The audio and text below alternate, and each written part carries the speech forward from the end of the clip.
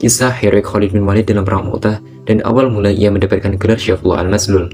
Kisah dimulai dengan diutusnya Al-Haris bin Umair sebagai delegasi Rasulullah untuk mengantarkan surat dakwah kepada Raja Busra.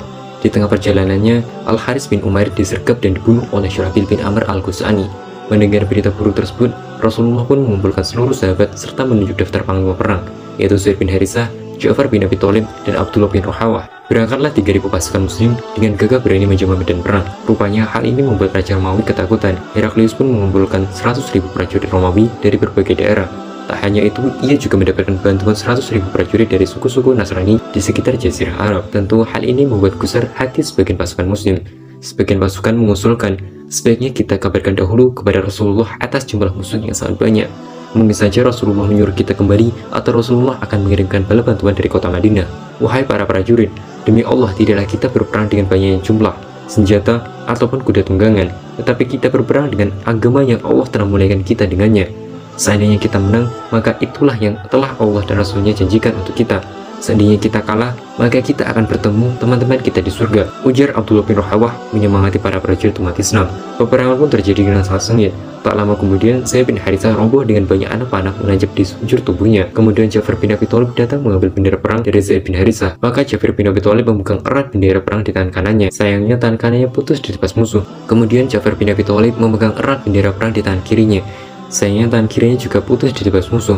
Maka Ja'far bin Abi Thalib tetap mempertahankan bendera perang dengan lengannya yang masih tersisa hingga ia mati syahid. Kemudian bendera pun diambil alih oleh Abdullah bin Rawahah. Ia mengundus pedangnya dan berlari menuju kerumunan musuh. Sayangnya Abdullah bin Rawahah terbunuh dan mati syahid. Melihat hal ini, Thabit bin Arqam segera mengambil panji yang terlepas dari pegangan Abdullah. Setelah perang di Jeddah, pada malam hari kedua belah pihak beristirahat dan mengatur strategi. Thabit bin Arqam mengusulkan kepada kaum muslimin mengenai siapa yang akan menggantikan untuk menjadi komandan selanjutnya. Khalid bin Walid mendekat. Sudahlah engkau saja wahai Thabit bin Arqam. Thabit bin Arqam menolak karena merasa tidak pantas. Dia menyuruh kepada pasukan muslim untuk memilih siapa kira-kira yang menurut mereka layak sebagai komandan pengganti 3 komando yang telah gugur. Mereka menyetujui Khalid bin Walid. Musyawarah pun ditutup dengan Khalid bin Walid sebagai komandan.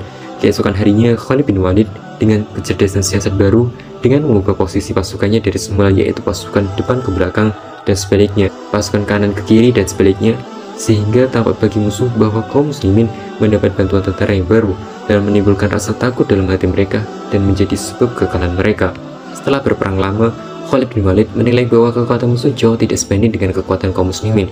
Maka beliau menarik mundur pasukannya dengan selamat hingga ke Madinah. Sedang musuh tidak mengejar mereka karena khawatir kalau ini dilakukan oleh kaum muslimin sebagai siasat perang untuk mengajak Romawi menuju medan perang yang lebih terbuka di padang pasir yang akan merugikan Romawi. Dalam perang ini, Khalid bin Walid berperang habis-habisan hingga 9 pedang patah di tangannya. Ini menunjukkan betapa besarnya peperangan tersebut dan betapa besar perjuangan para sahabat demi Islam. Sekalipun demikian dahsyatnya peperangan Mu'tah, sahabat yang mati syahid hanya 12 orang dan mereka memiliki kedudukan tinggi di sisi Allah.